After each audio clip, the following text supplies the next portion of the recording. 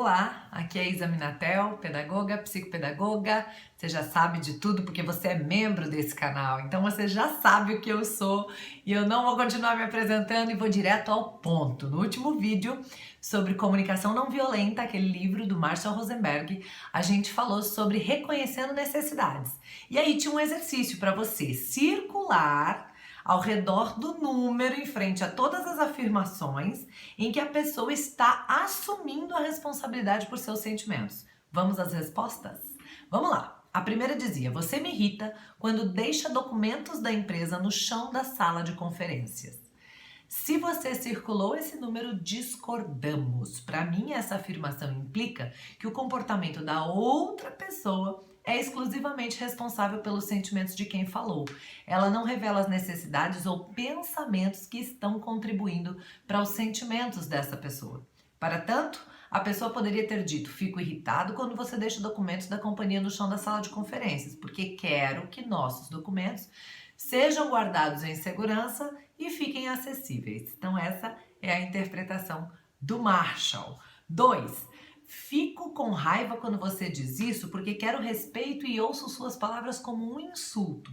Se você circulou esse número, concordamos em que a pessoa está assumindo a responsabilidade por seus sentimentos. Então você nota que a diferença é quando a gente coloca o que a gente estava precisando que não foi atendido. E daí você entende que essa é uma necessidade sua, que o comportamento do outro infringe uma necessidade que é sua e por isso te incomoda, te atrapalha, né? 3. Sinto-me frustrada quando você chega atrasado. Se você circulou esse número, discordamos. Para expressar as necessidades ou pensamentos subjacentes a esse sentimento, a pessoa poderia ter dito: sinto-me frustrada quando você chega atrasado porque eu esperava que conseguíssemos poltronas na primeira fila, por exemplo.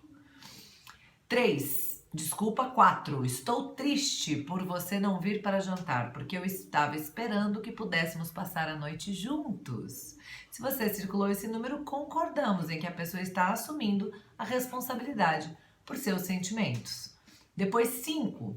Estou desapontado porque você disse que faria aquilo e não o fez. Se você circulou este número, discordamos. Para expressar as necessidades ou pensamentos, a pessoa poderia ter dito: quando você disse que faria aquilo e depois não o fez, fiquei desapontada, porque eu gostaria de poder confiar em sua palavra. 6. Estou desmotivado, porque gostaria de já ter progredido mais em meu trabalho. Se você circulou esse número, concordamos.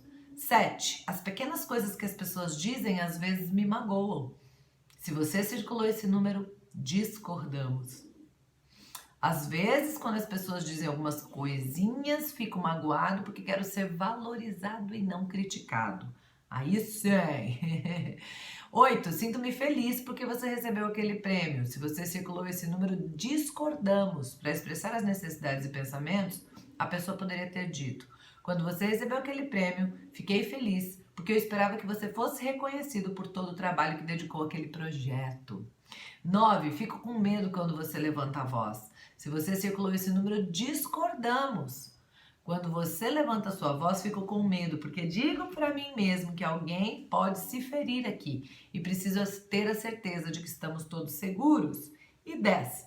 Estou grato por você ter me oferecido uma carona, porque eu precisava chegar em casa antes das crianças. E aí ele diz: se você circulou esse número, concordamos. Então, a diferença básica eu entendo que é quando a gente enxerga a nossa necessidade diante do que o outro fez, né? Quando a gente percebe o que é que da nossa necessidade foi impactado ou não foi atendido, aí a gente está assumindo, né, a responsabilidade pelos nossos sentimentos.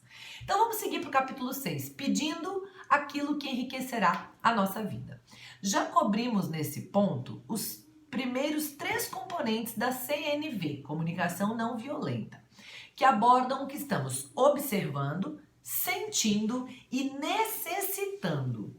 Aprendemos a fazer isso sem criticar, analisar, culpar ou diagnosticar os outros. E de uma maneira mais provável de inspirar compaixão. O 4º e último componente desse processo aborda a questão do que gostaríamos de pedir aos outros para enriquecer nossa vida.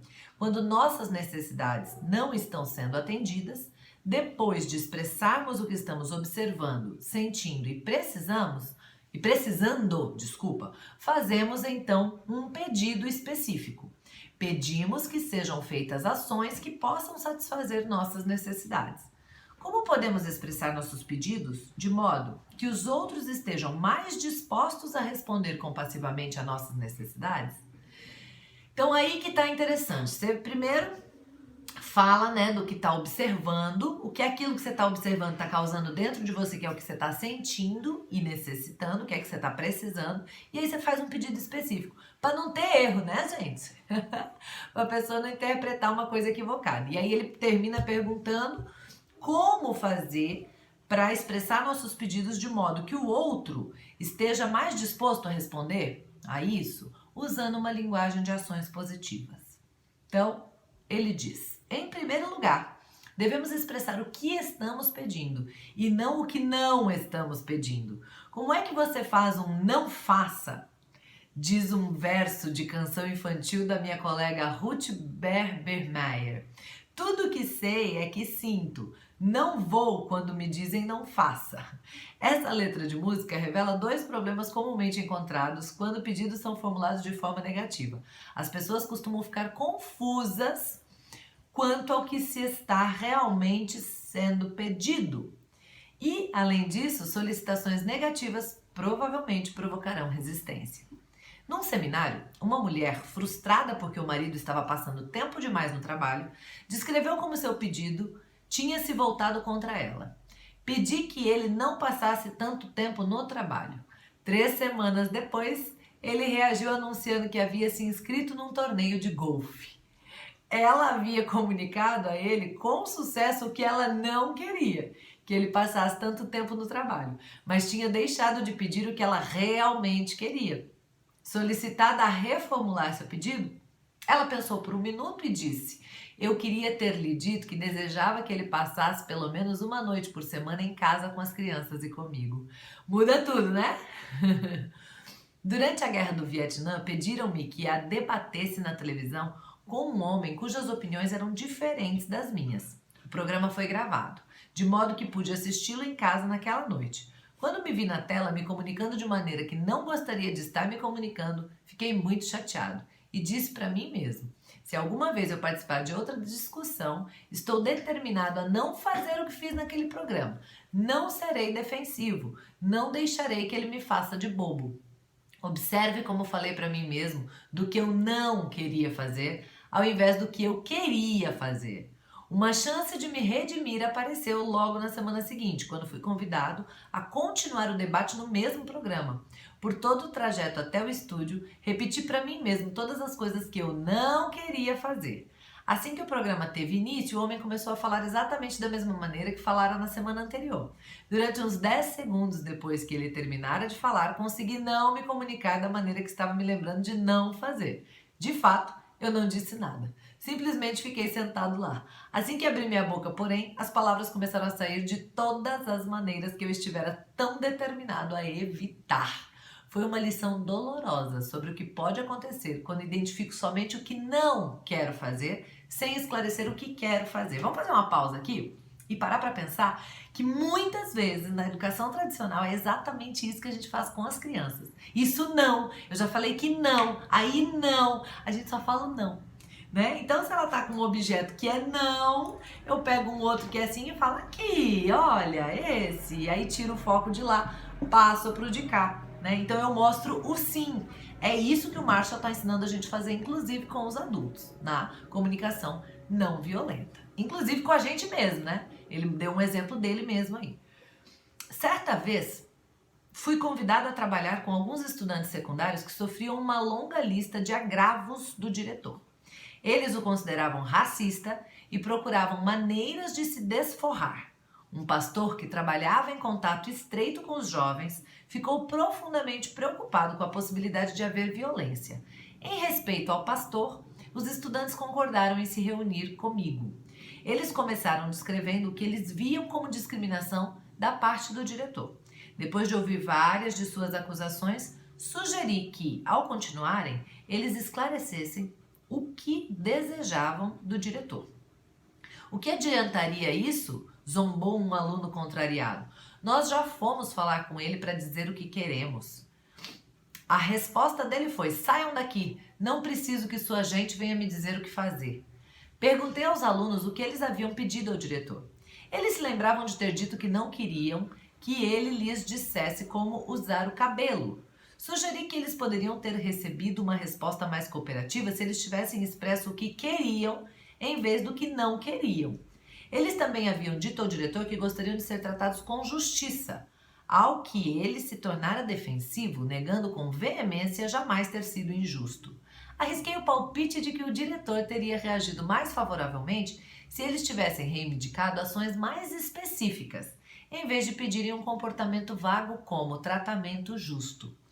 Trabalhando juntos, encontramos maneiras de expressar suas solicitações numa linguagem de ação positiva.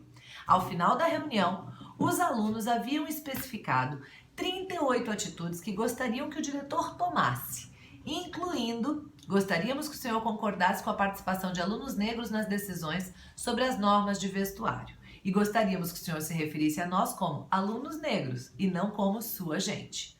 No dia seguinte, os alunos apresentaram suas reivindicações ao diretor usando a linguagem de ações positivas que havíamos praticado. Naquela noite, recebi um telefonema eufórico deles. O diretor havia concordado com todas as 38 reivindicações.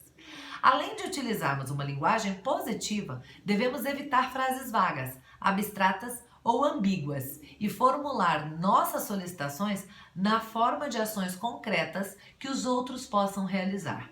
Uma tira de quadrinhos mostra um homem que havia caído num lago. Enquanto ele luta para nadar, grita para a cadela na margem: Lessie, vá procurar ajuda. No quadrinho seguinte, a cadela está deitada no divã de um psicanalista. Todos sabemos quantas opiniões variam sobre o que constitui ajuda. Alguns membros da minha família, quando lhes peço para ajudar na lavagem dos pratos, pensam que ajuda significa supervisão. Um casal com problemas que compareceu a um seminário dá outro exemplo de quanto a linguagem inespecífica pode atrapalhar a compreensão e a comunicação. Quero que você me deixe ser eu mesma, a mulher declara ao marido.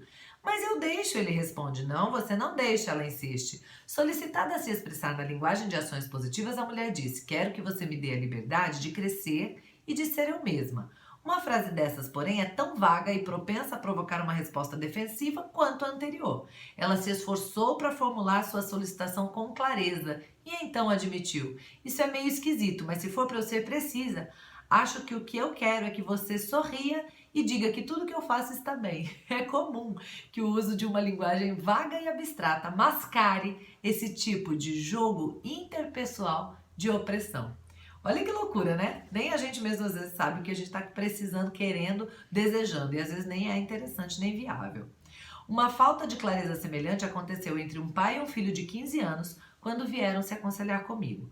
Tudo o que eu quero é que você comece a demonstrar um pouco de responsabilidade, alegou o pai. É pedir demais? Sugeri que especificasse o que o filho precisaria fazer para demonstrar a responsabilidade que ele queria. Gente, isso aqui tem tudo a ver com o metamodelo de linguagem da PNL e os desafios. Verbos inespecíficos, nominalizações, tudo a ver. As ferramentas da PNL ajudam demais na comunicação não violenta.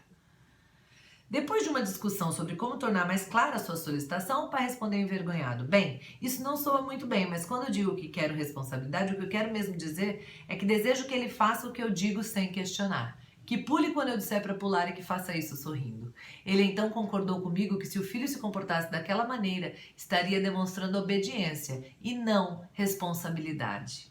Olha como é interessante, a gente quando vai formular o que a gente realmente quer, até pra gente a gente se dá conta, a gente se conscientiza do que a gente está propondo e que às vezes nem coerente é, né? Muito doido isso. Assim como esse pai, muitas vezes usamos uma linguagem vaga e abstrata para indicar como queremos que as outras pessoas se sintam ou sejam, sem especificar uma ação concreta que os outros possam fazer para alcançar aquele estado. Por exemplo, um patrão faz um esforço sincero para obter um retorno quando diz aos empregados: quero que vocês se sintam livres para se expressarem em minha presença. Essa afirmação comunica o desejo do patrão de que os empregados se sintam livres, mas não o que eles poderiam fazer para se sentirem dessa forma.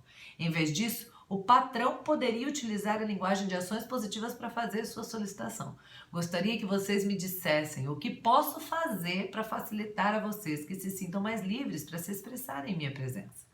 Enfim, para ilustrar como o uso de uma linguagem vaga favorece a confusão interna, gostaria de apresentar uma conversa que eu invariavelmente tinha em meu trabalho como psicólogo clínico, com os muitos pacientes que vinham me procurar se queixando de depressão. Depois de eu mostrar empatia com a profundidade dos sentimentos que o paciente tinha acabado de expressar, nossos diálogos costumavam continuar da seguinte maneira: o que você está querendo e não está obtendo? Paciente, não sei o que quero. Achei que você fosse dizer isso, paciente. Por quê? Minha teoria é que ficamos deprimidos porque não estamos obtendo o que queremos. E isso acontece porque nunca nos ensinaram a obter o que queremos. Em vez disso, fomos ensinados a sermos bons meninos e meninas, bons pais e mães. Se vamos ver qualquer uma dessas coisas boas, se vamos ser qualquer uma dessas coisas boas, é melhor nos acostumarmos a ficar deprimidos. A depressão é a recompensa que ganhamos por sermos bons. Presta atenção nisso. Mas se você quer sentir-se melhor, esclareça o que gostaria que as pessoas fizessem para tornar a vida mais maravilhosa para você. Paciente, eu só quero que alguém me ame. Isso não é pedir demais, é? É um bom começo. Agora eu gostaria que você esclarecesse o que você gostaria que as pessoas fizessem para satisfazer sua necessidade de ser amado. Por exemplo, o que eu poderia fazer nesse momento? Paciente, bem, o senhor sabe, não estou certo de que saiba. Gostaria que você me dissesse o que gostaria que eu ou os outros fizessem para lhe dar o amor que você procura. Paciente, isso é difícil. Sim, pode ser difícil formular solicitações claras, mas pense em quanto será difícil para os outros responder à nossa solicitação se nós mesmos não temos clareza quanto ao que queremos. Paciente, estou começando a tornar mais claro o que desejo que os outros façam para atender à minha necessidade de amor, mas é constrangedor. Sim, frequentemente é constrangedor. Então, o que você gostaria que eu ou os outros fizéssemos? Paciente, se for para realmente refletir sobre o que estou pedindo quando peço para ser amado, acho que quero que adivinhem o que eu quero antes mesmo que eu tome consciência do meu desejo. E então, quero que ele seja sempre realizado. Estou grato por sua clareza. Espero que agora você possa compreender que não é provável que você encontre alguém que possa atender essa sua necessidade de amor, se isso é o que a pessoa precisa saber fazer. Muitas vezes meus clientes puderam ver como a falta de consciência sobre o que desejavam dos outros havia contribuído significativamente para suas frustrações e depressão.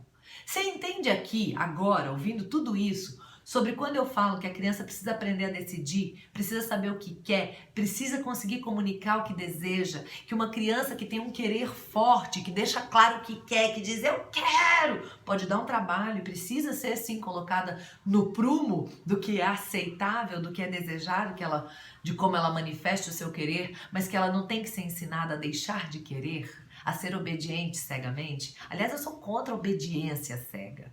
A gente tem que trabalhar para ter um convívio bom e adequado, mas a obediência cega do eu falo e você faz, meu filho, não é saudável não. Você entende agora o que eu tô falando? Assiste isso de novo se você não entendeu, porque é muito relevante, faz muita diferença, viu? Aproveita que você é membro e que esse conteúdo é só para você. E deixa aqui entre nós, tá? Um beijo, obrigada por estar aqui e vida sem limites para você. Tchau!